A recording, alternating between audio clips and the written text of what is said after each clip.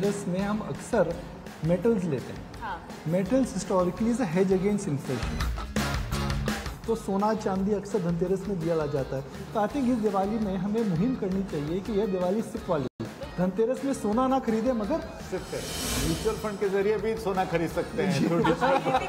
ये तो product plug था यार, ये तो प्रोडक्ट प्लग था। मैं तो ये कहूंगी कि आप बाकी चीजों की तो शॉपिंग कर रहे हैं, लेकिन साथ ही आप यूनिट्स की भी शॉपिंग कर लीजिए। जी। ये मत कहो खुदा से मेरी मुश्किलें बड़ी है, ये मुश्किलों से कह दो मेरा खुदा बड़ा है। ज्योत से ज्योत जगाते चलो, ज्ञान की गंगा बहाते चलो। सही बात है। तो ऐसे दीपक आते रहेंगे तो कहीं ना कहीं प्रकाश आ जाएगा और अंधकार दूर हो जाएगा। बढ़ो बदलो देश के साथ।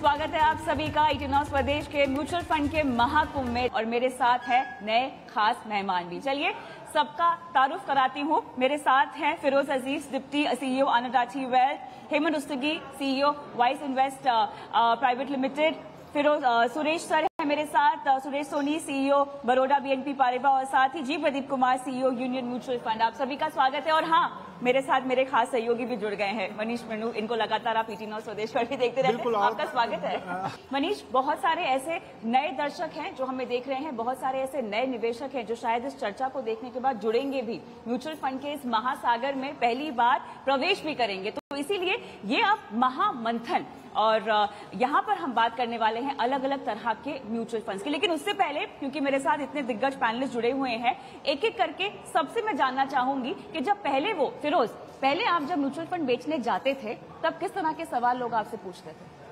आई थिंक जैसे आपने कहा कविता जी, 2013 से जो बहुत सारी एजुकेशन हुई है, एजुकेशन का एक सेपरेट फंड बना, और आपकी मुहिम से ऑफ कोर्स आप इसको बहुत पैशनेटली कर रही हैं। तो आज जब हम मार्केट में जाते हैं तो वो कहते हैं कि भाई म्यूचुअल फंड क्या है, ये प्रश्न नहीं आता।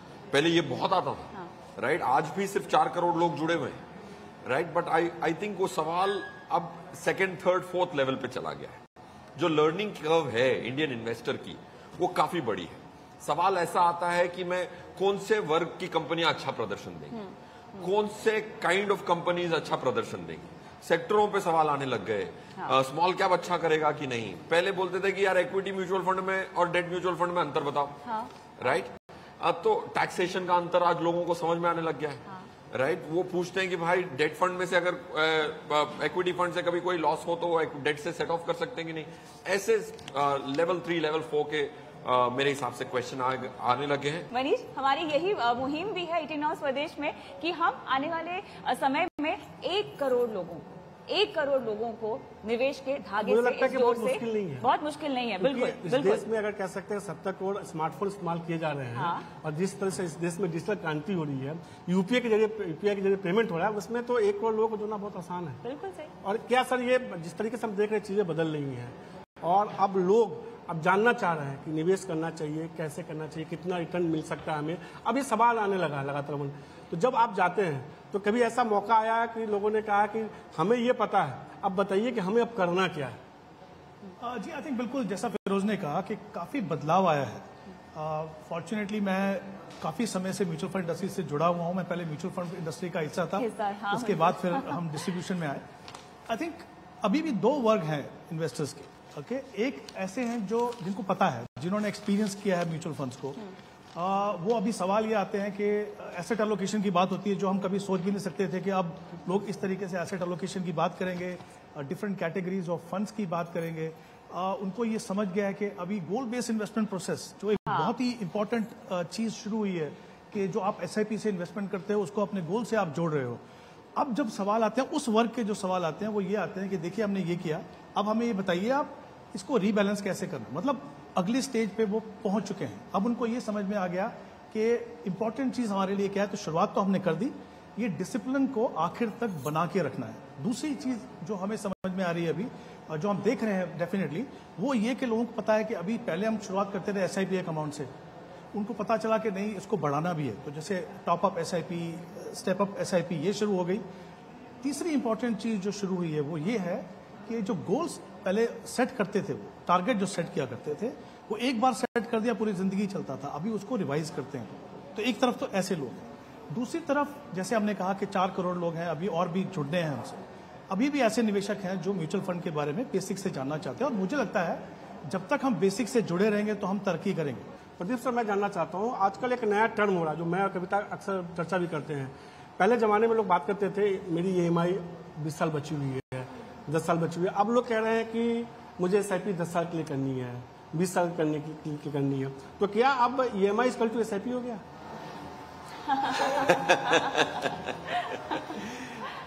एक चीज मैं बताना चाहता हूँ, मेरा एक बहुत इंटरेस्टिंग एक्सपीरियंस हुआ कल। मेरा एक पुराना दोस्त जो मेरे साथ कॉलेज में पढ़ा था, उन्होंने कल मुझे मैसेज भेजा, मेरी बेटी की अभी नौकरी चालू कर रही है IT में, उनको अभी फर्स्ट सैलरी से SIP चालू करना है। अभी भी काफी लोग हैं छोटे शहर में जिनको SIP के बारे में, म्यूचुअल फंड के बारे में उतना जानकारी नहीं है। तो हमको तो वहां ज्यादा काम करना है। जो 4 करोड़ इन्वेस्टर्स हैं हमारे पास, ये तो सिर्फ जो कहते हैं ना, हम स्क्रैचिंग द सरफेस। अभी बहुत आगे हमको काम करना है। SIP और EMI एक तरह से जैसे EMI चालू करते हैं लोग, SIP भी चालू करते हैं, और जितने EMI का वो एक्यूमुलेट होता है ना, उससे ज्यादा SIP का फायदा होगा। You can prepay your loan, ये सभी लोगों का मन में है। तो SIP मेरे ख्याल से it's become second nature, part of life.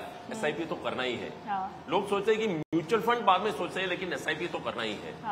तो SIP का अलग ब्रांडिंग हुआ है, वो मेरे ख्याल से हमारा इंडस्ट्री का सबसे बड़ा अचीवमेंट हम मान सकते हैं। बिल्कुल। तो इसको फिलोसॉफिकल टच अगर दिया जाए तो छोटी छोटी खुशी एक बड़ी खुशी के लिए SIP।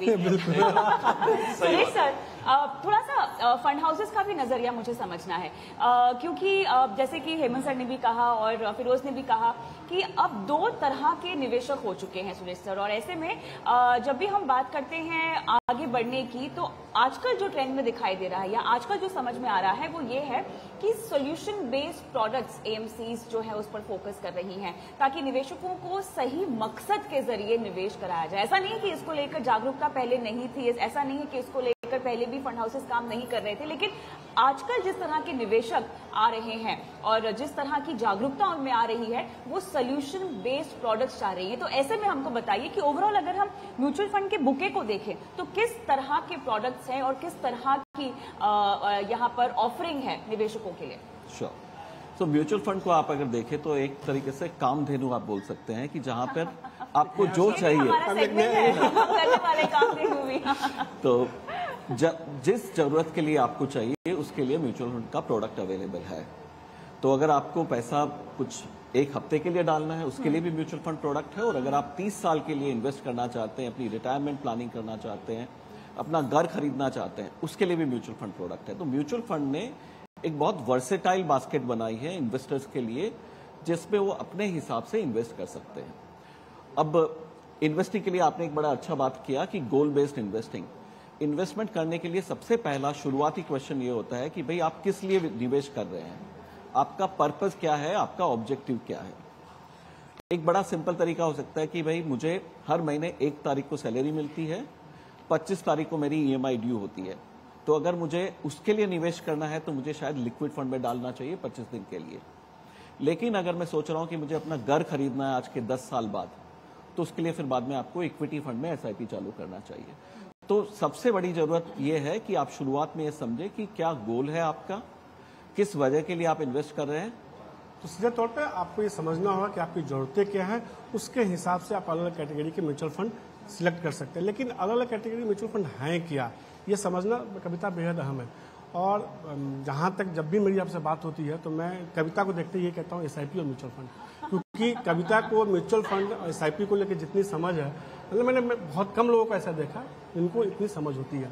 तो एक बार कविता से फिर से समझते हैं कि म्यूचुअल फंड जो हैं, जो हर कोई जानना चाहता है उसके कितने प्रकार हैं, टाइप्स क्या हैं, कितने कौन म्यूचुअल फंड क्या होता है, क्योंकि ये लोगों के बारे में नहीं पता। जैसा कि सर ने लगातार कहा कि SIP तो सबको पता है, SIP अब लोग जान चुके हैं, म्यूचुअल फंड नहीं जान पा रहे हैं।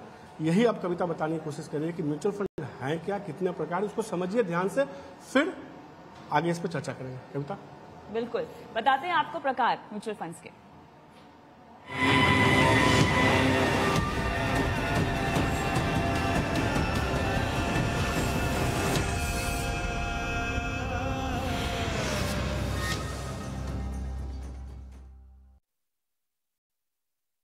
चलिए वक्त आ गया है आपको बताने का, क्योंकि हम म्यूचुअल फंड पे इतनी चर्चा कर रहे हैं तो अहम बात यहाँ पर यह है कि ये ऐसा निवेश का विकल्प है जो हर तरह के जोखिम क्षमता उठाने वाले निवेशकों के लिए यहाँ पर निवेश के विकल्प हैं।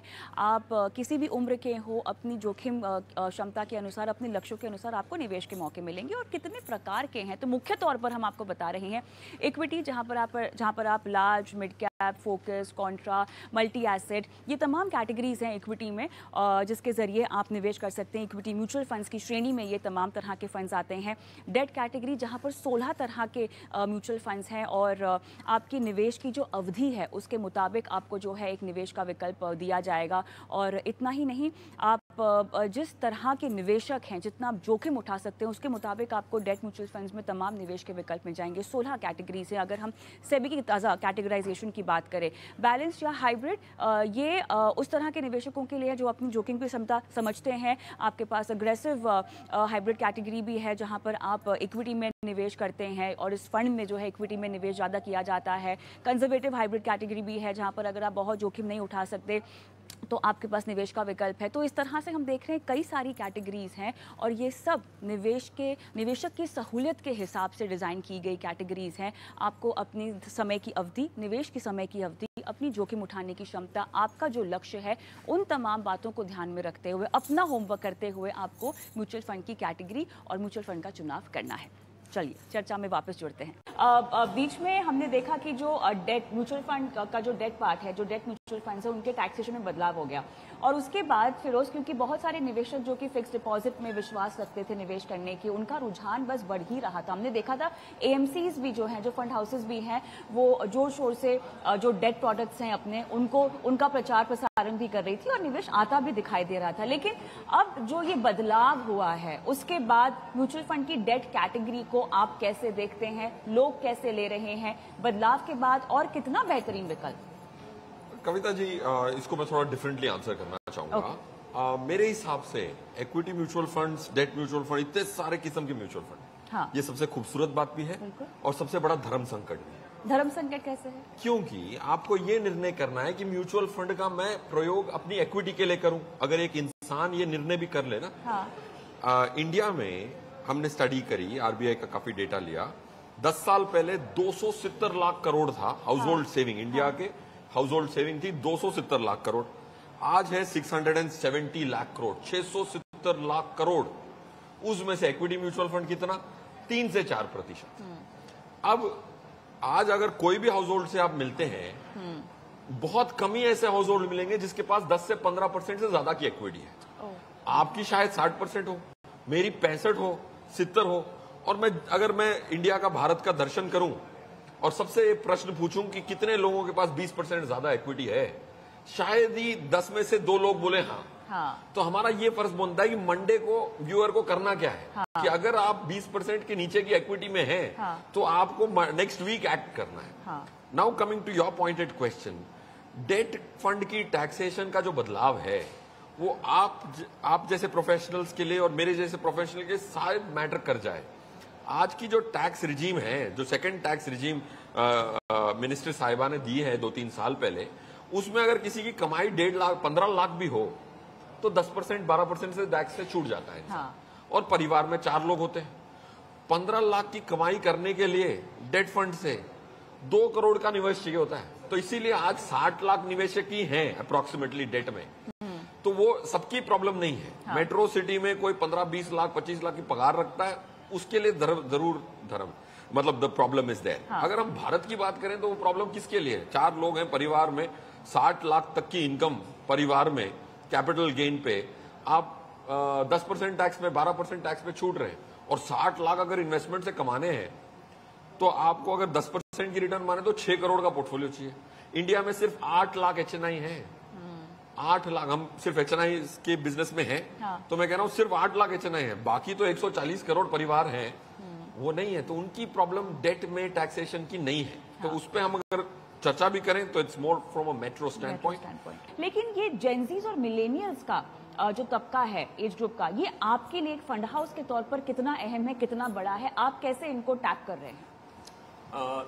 ये जो जेनजी बोला ना, ये एकदम फास्ट ग्रोइंग और इम्पोर्टेंट मार्केट है, क्योंकि जब नौकरी चालू करता है एट द एज ऑफ 20-25 उनके पास शायद उतना ज्यादा पैसा नहीं होगा, लेकिन फंड हाउसेस की तरह से उसकी नजर से आप देखेगा तो सबसे इंपॉर्टेंट चीज है कि उनमें म्यूचुअल फंड इन्वेस्टमेंट और रेगुलर इन्वेस्टमेंट का हैबिट कल्टीवेट करना चाहिए। जो आदमी 25 साल में इन्वेस्टमेंट का हैबिट कल्टीवेट करता है, वो जो 10 साल 15 साल 20 साल के बाद उनके पास ज्यादा पैसा होगा, जरूर ज्यादा इन्वेस्ट करेगा। तो इंपॉर्टेंट थिंग ये है कि जल्दी करना है, जितना जल्दी हो सकता है उतना जल्दी इन्वेस्टमेंट चालू करना है। और ये भी है कि आजकल अपना भारत का लाइफ एक्सपेक्टेंसी बहुत ज्यादा है, 72 ईयर्स है एवरेज। तो एवरेज एक आदमी 60 साल में या 58 में रिटायर करेगा तो भी उसके आगे का भी 20 साल 30 साल का प्लानिंग करना है।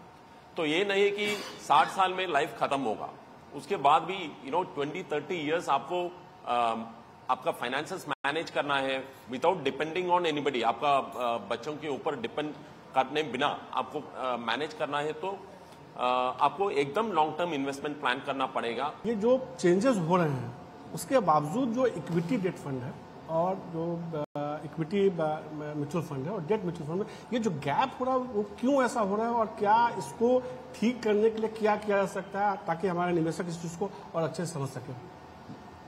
देखिए, प्रोडक्ट के हिसाब से 3 कैटेगरी है म्यूचुअल फंड में, इक्विटी है, डेट है और हाइब्रिड फंड है। तो अब इनमें से क्या है कि एक कैटेगरी जो नई उभर कर आई है डेट के अलावा, वो हाइब्रिड फंड की कैटेगरी आई है, जिसमें कि एक बैलेंस तरीके से इक्विटी और डेट में एक्सपोजर लिया जाता है। और हम लोगों ने देखा है कि इन्वेस्टर्स का रुझान उस कैटेगरी में भी काफी बड़ा है। जहां तक डेट की बात है, डेट का पर्पज यही होता है कि आपको एक steady return they over a period of time. तो इससे अगर आप सोचते हैं कि मुझे 10 साल के लिए या 25 साल के लिए वेल्थ कंपाउंड करनी है, तो डेट आपके लिए नहीं है। डेट आपके लिए है अगर आप सोचते हैं कि भाई मुझे 1 महीने से 3, 4, 5 साल के लिए पैसा निवेश करना है और मुझे कुछ पार्ट ऐसा रखना है जिसमें कि वॉलेटिलिटी नहीं हो, मुझे हमारे फिक्स इनकम के जैसे रिटर्न मिले, तो वो कैटेगरी उस हिसाब से स्टडी रिटर्न देती है।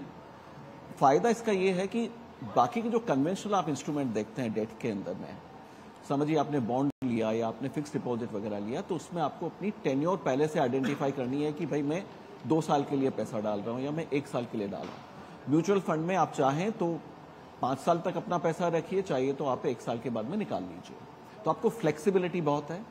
दूसरी चीज ये है कि म्यूचुअल फंड एक ऐसा प्रोडक्ट है जहां पर कि अगर आप 5,000 रुपए डालें या आप 500 करोड़ रुपए डालें, सबको सेम ट्रीटमेंट मिलता है, सबको सेम रिटर्न मिलता है। काफी खूबसूरती से आपने यहाँ पर समझाया। मुझे एक ब्रेक लेना होगा, लेकिन ब्रेक के बाद थोड़ा सा हेमंत सर के साथ विस्तार से मैं बात करना चाहूंगी, क्योंकि हेमंत सर, बहुत सारे हमारे ऐसे दर्शक हैं जो आज हमें छोटे शहरों से देख रहे हैं। छोटे शहरों में अभी भी छोटी बचत योजनाओं को लेकर ना बहुत ज्यादा क्रेज है, बहुत विश्वास भी है। तो फिक्स डिपॉजिट हो गया, छोटी बचत योजनाएं हो गई, उनकी तुलना करते हैं म्यूचुअल फंड से, और म्यूचुअल फंड की तमाम कैटेगरियों से, प्रोडक्ट से। सब कुछ इस छोटे से ब्रेक के बाद।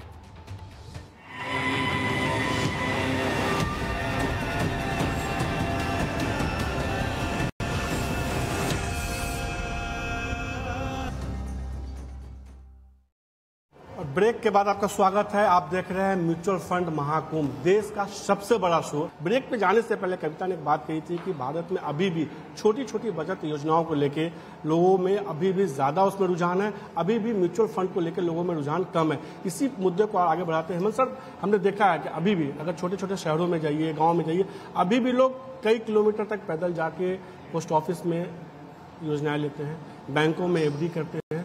उनके अंदर एक बात का भरोसा है कि मेरा पैसा डूबेगा नहीं, मेरा पैसा आएगा ही आएगा, मुझे कम रिटर्न मिलेगा लेकिन मेरा पैसा सेफ होगा।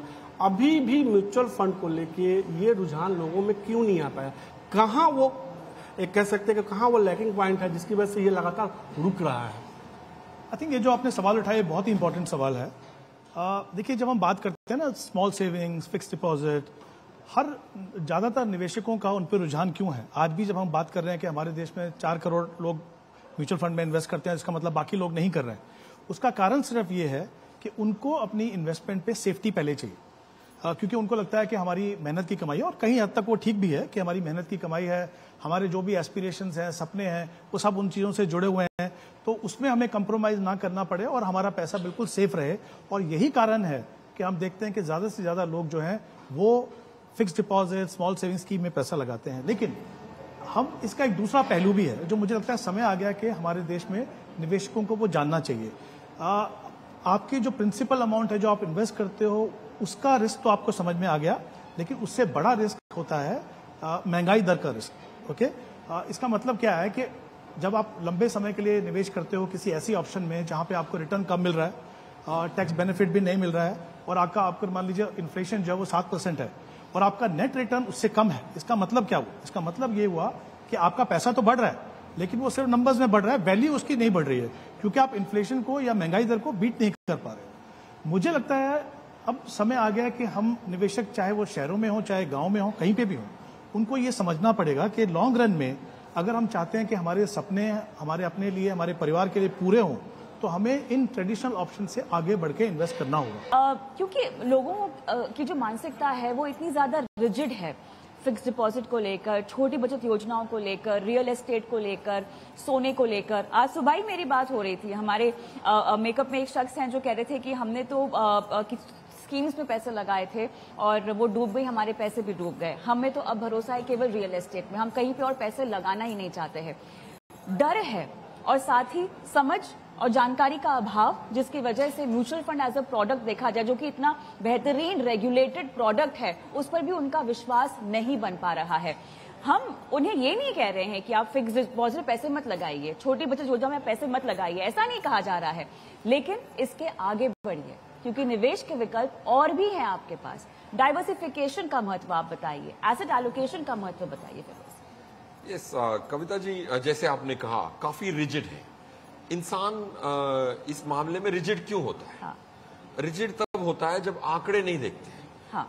आंकड़े देखो तो एक निर्णय ना, दो लॉजिकल इंसान सेम निर्णयों पे आ जाते हैं अगर आंकड़ों के आधार पर। अंग्रेजी में, हिंदी में हम अगर डिबेट करें, हाँ, तो निष्कर्ष कुछ भी निकल सकता है, बिल्कुल। बट अगर आंकड़ों के आधार पे, जैसे आपने कहा रियल एस्टेट, तो हम अगर रियल एस्टेट की, बहुत सारे क्लाइंट हैं हमारे क्लाइंटों के बीच में 40,000 करोड़ का रियल एस्टेट है। अच्छा, तो हमने वो निवेश कर चुके हैं, 40,000 करोड़ की वैल्यू है, 9,200 परिवारों की रियल एस्टेट। अच्छा, तो हमने 1,000 करोड़ का सैंपल लिया उसमें से। ठीक है। उसमें हमने कहा कि जिस दिन आपने खरीदा और आज उसकी वैल्यू जो है, उसकी कंपाउंडेड रिटर्न बनी कितनी। अच्छा, कंप्यूट तो कर ले। बिल्कुल। तो हमने जब कंप्यूट किया तो 8.7% की कंपाउंडेड रिटर्न रियल एस्टेट में आई।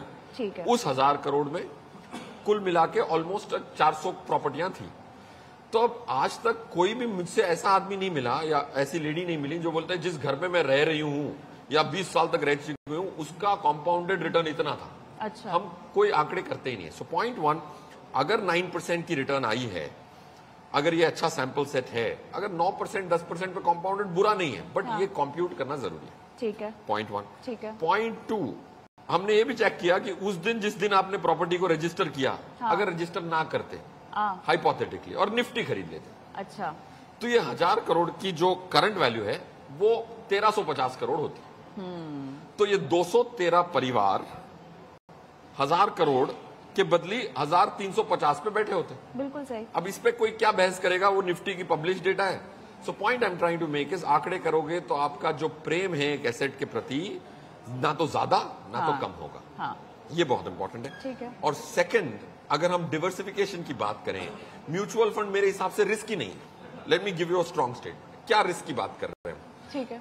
अगर 10 साल में अगर आपने सबसे घटिया फंड भी रखे होते हैं, हाँ, उसमें भी अगर आपके एफडी बीट हो गई, हाँ, तो किस रिस्क की बात करें? रिस्क तब आता है जब हम उसको छेड़ते हैं। हाँ। इंसान सोना खरीदता है, बोलता है कि मैं जिंदगी भर नहीं बेचूंगा। हाँ। कोई रियल एस्टेट खरीदता है, 20 साल तक नहीं बेचता है, 15 साल तक, बट इक्विटी म्यूचुअल फंड में डालते ही 3 महीने में उनको रिटर्न देखनी है। तो यार सबको You have to be fair to all asset classes. That's my point I'm trying to make. बिल्कुल कि आपके पास निवेश के विकल्प म्यूचुअल फंड के जरिए तमाम है, लेकिन आपको थोड़ा सा होमवर्क करना होगा। ब्रेक का वक्त हो गया है। तमाम पैनलिस्टों को मैं धन्यवाद देती हूँ, आप लोगों ने समय निकाला शिरकत की।